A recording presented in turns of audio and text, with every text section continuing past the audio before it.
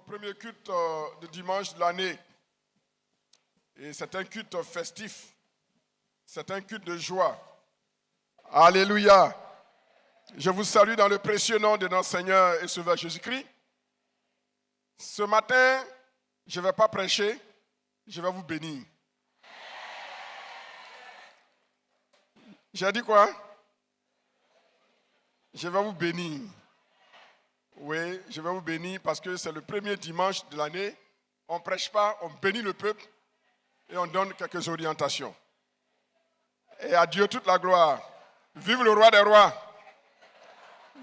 Le thème de ce matin est intitulé Jésus désire ou souhaite que tu prospères à tous égards. Jésus désire ou souhaite que tu prospères à tous égards. Et pour cela, j'aimerais vous inviter à faire deux lectures avec moi. Le premier texte, nous le trouvons dans 3 Jean. Le deuxième texte, nous le trouvons dans Genèse chapitre 1, versets 1 à 5. Il est écrit, l'ancien à Gaius, le bien-aimé que j'aime dans la vérité.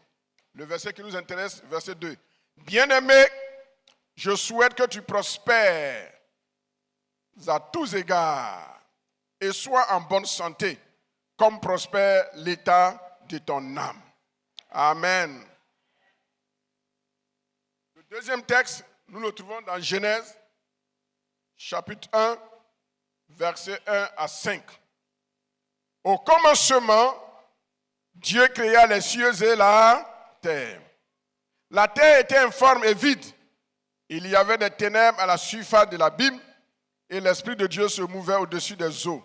Dieu dit, que la lumière soit, et la lumière fut. Dieu vit que la lumière était bonne, et Dieu sépara la lumière d'avec les ténèbres. Dieu appela la lumière jour, et il appela les ténèbres nuit. Ainsi, il y eut un soir, et il y eut un matin. Ce fut le premier jour. Amen. Seigneur, daigne bénir ta parole, et que cette parole nous fasse du bien et serve de sémence dans notre cœur pour le début de cette nouvelle année, jusqu'à la fin de cette année, au nom de Jésus-Christ. Amen.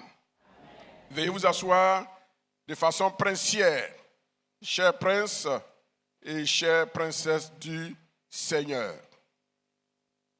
Jésus désire et souhaite que tu prospères à tous égards.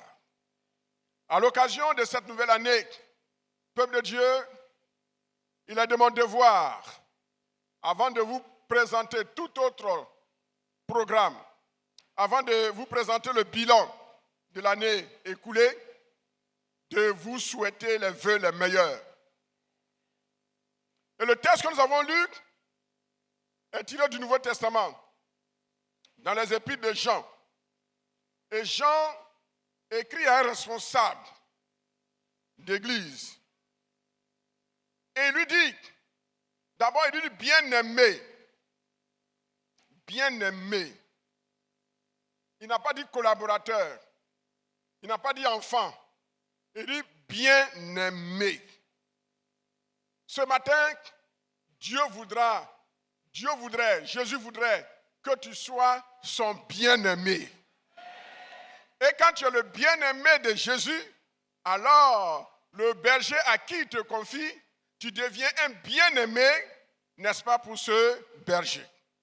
Ce matin, à mon nom personnel, au nom du corps pastoral, au nom du conseil, de tout le conseil de l'église de El Kabod, je voudrais souhaiter à vous tous, bien-aimés de l'Éternel, mes vœux les meilleurs, les vœux de paix, les vœux de santé, les vœux de prospérité, les vœux qui vont être réalisés, pas par des paroles humaines seulement, mais par la puissance du Saint-Esprit. C'est pourquoi, avant d'aller plus loin, je voudrais vous présenter la vision et le thème de cette année. Et c'est à partir de cette vision, de ce thème, que je vais formuler les vœux et nous allons passer à autre chose. Avant d'aller plus loin, pour que tu sois le bien-aimé de l'Éternel, tout au long de 2025, il faut que tu saches que Dieu a une vision pour ton Église et pour toi. La vision de 2025, c'est une vision où Dieu voudrait que vous et moi, nous mettions l'accent sur 3 choses ou sinon 4. 2025, c'est l'année de la discipline. 2025, c'est l'année de la rigueur. 2. 2025, c'est l'année de l'excellence. Et 2025, c'est l'année de l'embrasement par le Saint-Esprit. Je reprends. 2025, 1, c'est l'année de la discipline. Donc cette année, nous allons être très disciplinés. Très disciplinés. Si on dit on ne fait pas ça, 1 fois, 2 fois, 3 fois, tu n'entends pas, on te met sous discipline. L'année de la discipline. Deuxièmement, l'année de la rigueur. Il y a beaucoup de choses que j'ai tolérées, que nous avons tolérées. À partir de 2025, c'est fini. Ce n'est pas la loi des maîtres et des pères. On n'est pas dogmatique. Mais ne pas être dogmatique ne veut pas dire que c'est un laisser-aller. 2025 sera l'année de la rigueur. Quand on aime Dieu, on le cherche avec rigueur. Quand on aime Jésus, on cherche sa présence avec rigueur. Nous allons être rigoureux sur nous-mêmes avant de vous dire d'être rigoureux. Troisièmement, 2025, c'est une année de l'excellence. Car là où coule l'huile du parfumeur sur la tête du sacrificateur ou du prophète, là réside l'excellence. L'excellence dans le travail, l'excellence dans les études, l'excellence dans le commerce, l'excellence dans les affaires, l'excellence dans le ministère, l'excellence dans tout. Excellence. Mais tout cela ne peut être possible que si nous sommes embrasés par l'action du Saint-Esprit. D'où, après notre vision, il faut connaître notre thème.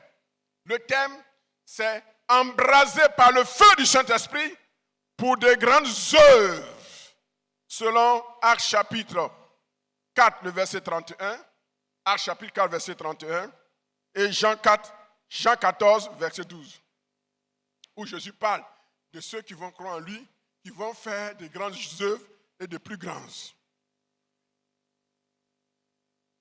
Ce thème nous pousse à nous prendre au sérieux à tous les niveaux.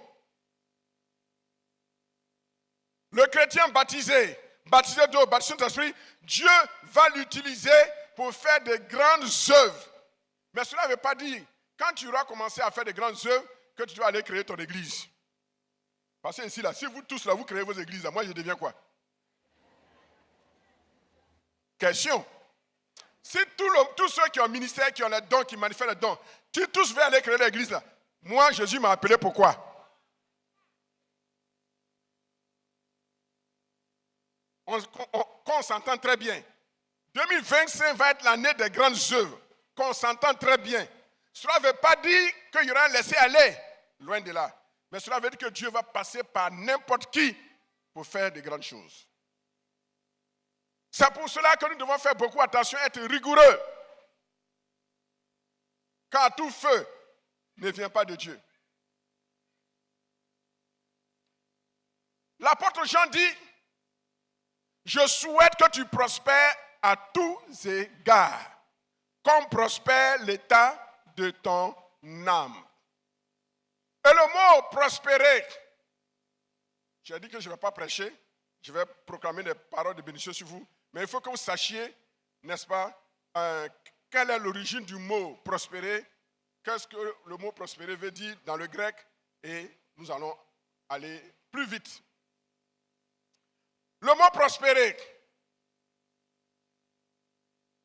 dans le grec, signifie littéralement avoir un bon voyage ou bien faire un bon voyage, réussir son chemin, réussir son projet, réussir, n'est-ce pas, le projet dans lequel on s'est lancé, prospérer.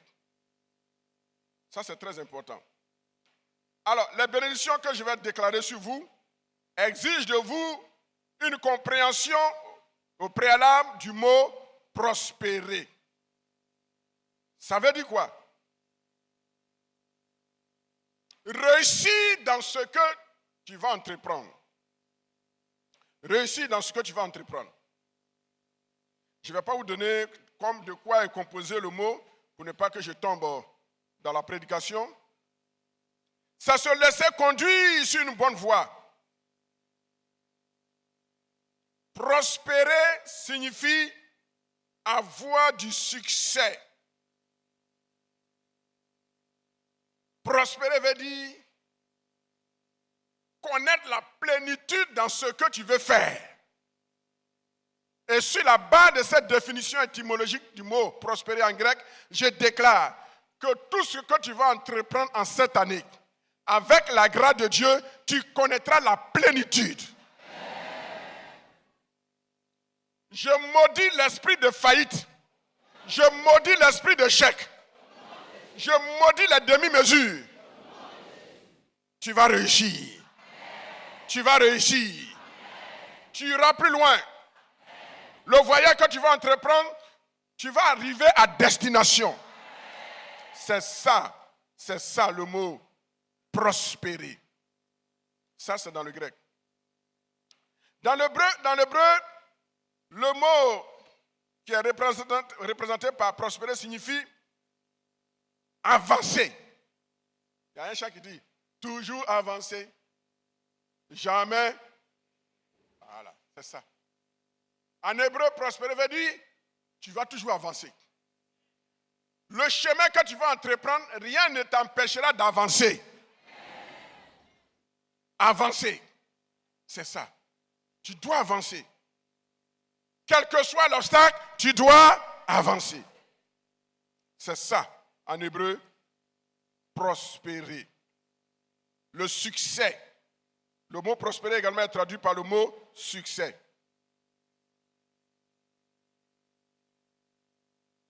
Jean dit, je souhaite que tu prospères à tous égards. Et il ajoute, comme et sois en bonne santé, comme prospère l'état de ton âme. Il dit, sois en bonne santé. Le deuxième vœu que Jean confesse sur Gaius, il dit, sois en bonne santé. Vous pouvez avoir toutes les richesses de ce monde, mais si vous n'avez pas la santé physique, c'est d'autres personnes qui vont jouir à votre place.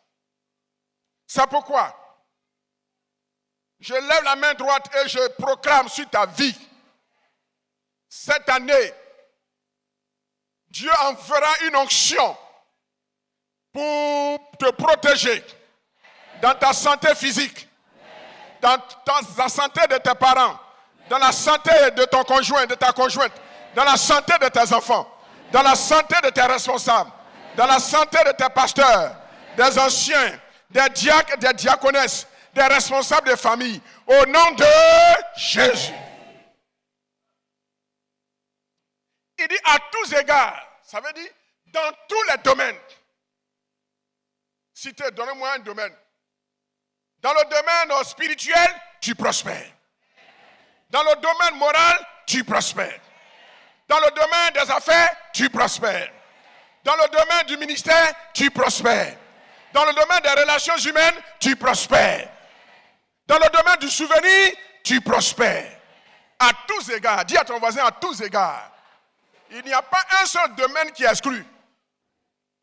Mais c'est la religion qui nous fait croire qu'il y a des domaines qui sont exclus. Il y a des domaines qui disent que le chrétien ne peut pas faire la politique. Il y a des domaines qui disent que le chrétien ne peut pas être avocat. Parce que les avocats sont des menteurs. Qui vous a dit que les avocats sont des menteurs? Est-ce que Jésus est menteur? Question. L'avocat, il plaide ta cause. Si tu es en faute, il reconnaît que tu es en faute, mais il plaide. Si on devait te donner 100 ans, il va plaider. Peut-être on va te donner 10 ans ou 5 ans. Si on devait te donner 10 ans, il va plaider, on va te donner 1 an. Si on devait te mettre en prison 2 ans, il va plaider. Et puis on dit, bon, avec celui-ci. L'avocat n'est pas un menteur. Il est un médiateur. Le chrétien peut donc s'inscrire dans tous les domaines où Dieu le met. On dit chrétien ne peut pas faire la médecine. Chrétien ne peut pas être gynécologue. Parce qu'il va avoir l'unité de la femme. Le gynécologue, ce n'est pas l'unité de la femme qui l'intéresse. C'est soigner la femme qui l'intéresse. On dit chrétien ne peut pas faire les affaires. Parce qu'on ne peut pas faire les affaires sans mentir. Qui vous a dit qu'on ne peut pas faire les affaires sans mentir? Ça, c'est l'esprit humain, c'est la culture, c'est la religion qui fait des exclusions. Mais moi, ma Bible me dit que tu dois prospérer à tous égards. Ça veut dire, dans tous les domaines que Dieu a créés, s'il permet que tu sois dans un domaine A, tu dois y prospérer. Si c'est dans un domaine B, tu dois y prospérer. Si c'est dans un domaine C, tu dois y prospérer. À tous égards. Voici la première compréhension du mot à tous égards. Deuxièmement, à tous égards signifie, dans le domaine spirituel, tu dois prospérer, tu dois avancer. Dans le domaine moral, tu dois avancer, tu dois prospérer. Dans le domaine éthique, de la moralité, tu dois avancer. Dans le domaine de la santé, tu dois avancer. Dans le domaine du travail, tu dois prospérer. Dans le domaine des finances, tu dois prospérer. Le diable et sa belle-mère sont des menteurs. J'ai fait des recherches et j'ai découvert que parmi les milliardaires, les hommes les plus riches du monde, il y a moins de païens et de mystiques que de chrétiens et des religieux d'obédients chrétiens. Vous voyez comment il ment lui et sa belle-mère. J'ai dit quoi? Parmi les plus grands richards au monde, selon mes recherches, une revue américaine, le monde religieux, juif, chrétiens, évangéliques, catholiques, tout en âge confondu, sont plus riches que le monde païen. Vous comprenez? Et il nous fait croire que le monde lui appartient. Qui lui a vendu le monde? On dit c'est Adam et Ève. Mais quand Jésus est venu,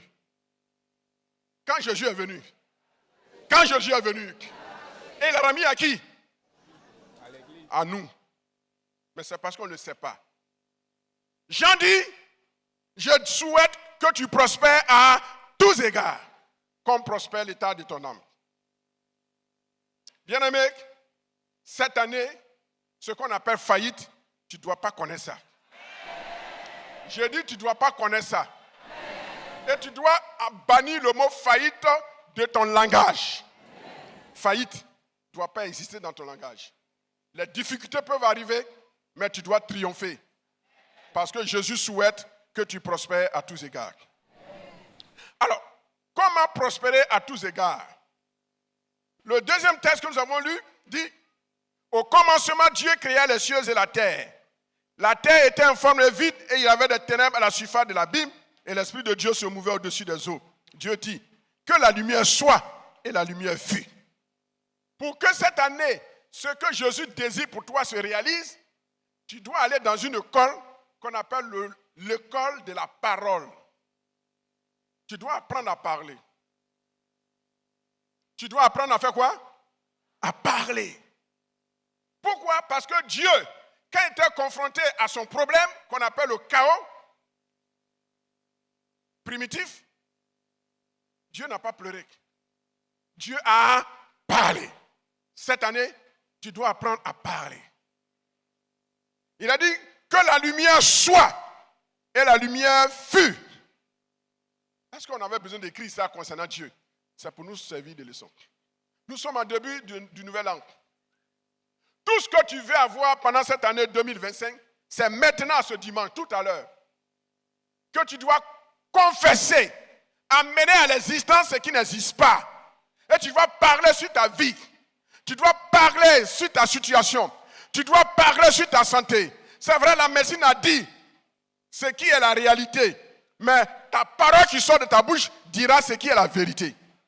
Quand entre la vérité et la réalité, il y a un grand fossé. La réalité dit que tu ne peux pas marcher. La vérité dit que Jésus est mort pour toi et par sa maîtrise, tu peux marcher.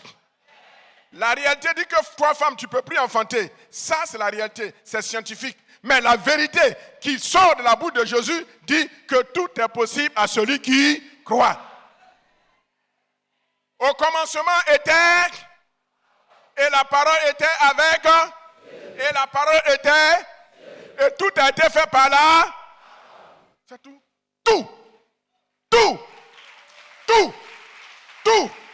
Tout a été fait par la parole. En d'autres termes, tu deviens ce que tu dis. En 2025, tu vas devenir ce que tu dis.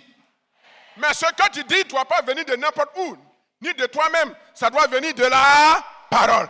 Quand la parole a une puissance créatrice. C'est pourquoi il est écrit, il envoya sa parole et sa parole est guérie. C'est la parole. Évitons d'imaginer des choses. Évitons de rêver à partir des choses qui n'ont pas de fondement. Que nos rêves, que nos paroles proviennent de la parole de Dieu. Il a dit, et la lumière fut. Dieu vit que la lumière était bonne. Et Dieu sépara la lumière d'avec les ténèbres. En cette année, si tu veux prospérer à tous égards, regarde autour de toi et regarde en toi. Qu'est-ce qui est ténèbres? Qu'est-ce qui est? Et apprends à te séparer.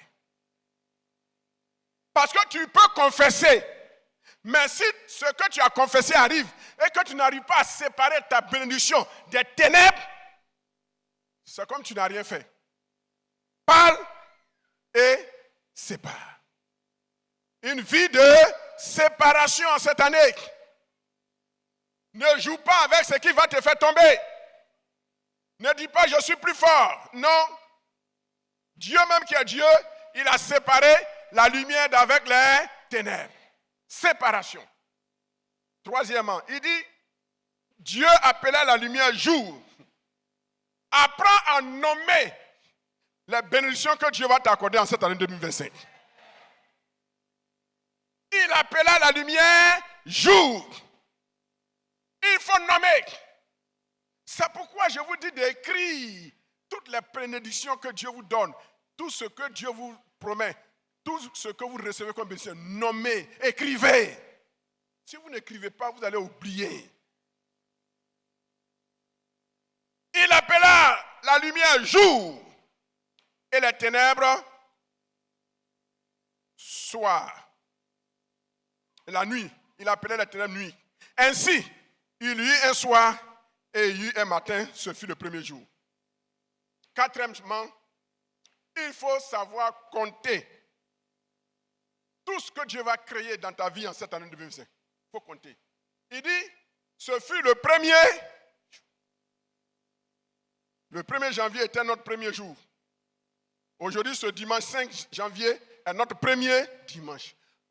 Dans ce premier dimanche, et au cours de ce premier dimanche, quelle révélation Dieu t'a-t-il apporté? D'ici la fin de la journée, quel type de bénédiction Dieu t'a-t-il accordé? Il faut noter ça, frères et sœurs. Notez, écrivez. Celui-là est venu, beaucoup ça a pris écrit. Mais retournez à l'écritoire. Écris, dis à ton voisin, apprends à écrire. Le premier jour. Et la Bible nous dit, il y eut un soir et il y eut un matin. Ce fut le premier jour. J'aimerais vous faire connaître cette vérité. Pour que tu puisses prospérer en cette année, il faut changer ta mentalité. C'est difficile. Parce que pendant des siècles et des siècles, on nous a fait croire que le jour commence le matin et le jour termine le soir. Ça, on a été foulé, on a été moulé dans cette erreur, une erreur monumentale.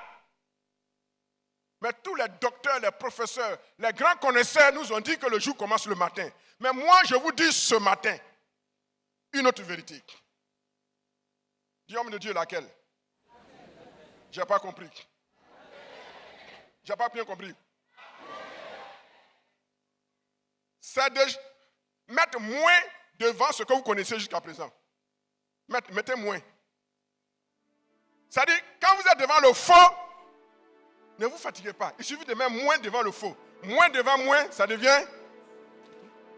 On nous a dit que le jour commence le matin et le jour termine le soir. Je vous dis que c'est faux. Le jour commence le soir. À partir de maintenant, sachez que le jour commence le soir, à partir de 18h. C'est là que commence le jour. En d'autres termes, c'est le soir. Nous devons tout faire pour faire le plein de notre journée du lendemain. C'est pour cela, les cultes du soir doivent être reconsidérés. Car c'est le soir que mon jour commence. C'est dans le soir que je vais s'aimer. C'est dans le soir que je fais les prières. C'est dans le soir que je pense. C'est dans le soir que je fais le point. Parce que la journée va commencer bientôt. Et le matin, la journée sera terminée. C'est difficile à accepter, mais c'est la vérité. C'est difficile, mais c'est la vérité. Les pasteurs, dites à vos familles, à vos fidèles, que depuis longtemps, le monde nous a menti. Mais la Bible dit, le jour ne commence pas le matin. C'est pourquoi Jésus dit, je sais pas si c'est Jésus ou bien Paul, il dit, ne vous mettez pas ne laissez pas le soleil se coucher sur votre colère. Pourquoi? Parce que la journée va commencer. Et toi, au lieu de s'aimer la bonne graine, tu sèmes la colère. Et quand le soleil se couche sur ta colère, ça veut dire que ta journée de demain est bâclée. Il y eut un soir et il y eut un matin. Ce fut le premier jour. Et je termine. Je vais maintenant vous bénir. Levez-vous s'il vous plaît. Pour que la prospérité de Jésus devienne une réalité, voici les 7 résolutions. Résolution numéro 1. Souvenez-vous avec gratitude. Gardez les bénédictions de 2024 comme un témoignage de la fidélité de Dieu. Le Dieu que nous servons, il est un Dieu fidèle. Ce qu'il a fait en 2024, il est capable de faire la même chose et plus. Parce que c'est un Dieu de valeur ajoutée. Deuxième résolution. Souvenez-vous avec joie. Exprimez votre reconnaissance à Dieu avec joie. C'est pour cela ce matin, c'est la raison pour laquelle ce matin j'ai apprécié l'ardeur de la louange. Si tu veux que 2025 soit une année de prospérité à tous égards, exprime avec joie, souviens-toi avec joie de ce que Dieu a fait en 2024. Troisième résolution. Souvenez-vous avec humilité. Reconnaissez vos limites. Ce que vous n'avez pas pu faire, nous n'avons pas pu faire en 2024. Et malgré cela, Dieu nous a bénis. Reconnaissons avec humilité qu'en 2024, on n'a pas été à la hauteur. Reconnaissez avec humilité vos limites et votre besoin de Dieu davantage en 2025. Quatrième résolution. Appuyez-vous sur la nouvelle promesse de Dieu pour vos projets, pour vos familles, pour vos enfants, pour vous-même, pour votre église, pour votre pays, pour votre village, pour votre grande famille de l'église. Souvenez-vous et appuyez-vous, n'est-ce pas, avec foi. C'est la foi qui nous permet d'entrer dans la bénédiction du Seigneur. Appuyez-vous sur la nouvelle promesse de Dieu pour vos projets, pour les défis auxquels vous serez confrontés en 2025. Cinquièmement, souvenez-vous des merveilles que Dieu a réalisées dans votre vie avec passion. Quand Dieu a fait quelque chose de merveilleux dans ta vie, il faut en parler avec passion. Avec passion. Avec un amour excessif. Peu importe ce que les gens peuvent dire. Tu es trop zélé. Tu exagères. J'exagère en quoi? Et où est ton problème si j'exagère dans mon amour pour le Seigneur? Avec passion. Ne te fais pas supplier en 2025 pour rendre témoin de ce que Dieu a fait en 2024. Il faut parler des merveilles de Dieu avec passion. Sixième résolution, pour que tu puisses prospérer à tous égards. Souvenez-vous des promesses prophétiques. Dans la pensée d'un serviteur et d'une servante, les bontés de Dieu ne sont pas à leur terme. Elles se renouvellent chaque matin. Et en 2025, les bontés de Dieu vont se renouveler. Les accidents auxquels on a échappé, ces bontés vont se renouveler. Les faveurs qu'on a obtenues sans les mériter, les bontés de Dieu vont se renouveler. Quand on n'a pas compris certains blocages, alors que derrière ces blocages, il y avait des bénédictions incommensurables, inouïes, indestructibles, ces bontés de Dieu vont se renouveler. La bonté de Dieu. Le Dieu que nous servons est un Dieu bon. Dieu est bon. Dis avec moi, Dieu est bon.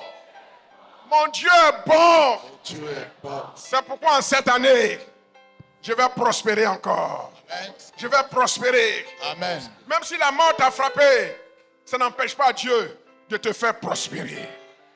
Même si tu as eu des difficultés, cela n'empêche pas Dieu de te faire prospérer. Amen. Même si ton commerce a connu des moments difficiles, ça n'empêchera pas la main de Dieu de faire prospérer ton commerce. Amen. Même si ton entreprise traverse des moments difficiles, c'est ce qu'on appelle le temps de turbulence. Ça n'empêche pas Dieu de te bénir et de te surprendre cette année. Et enfin, septième résolution que tu dois prendre. Pour que ta prospérité soit effective, il faut poser des relations de grâce avec foi. Bâtissez un autel pour le souvenir des œuvres de Dieu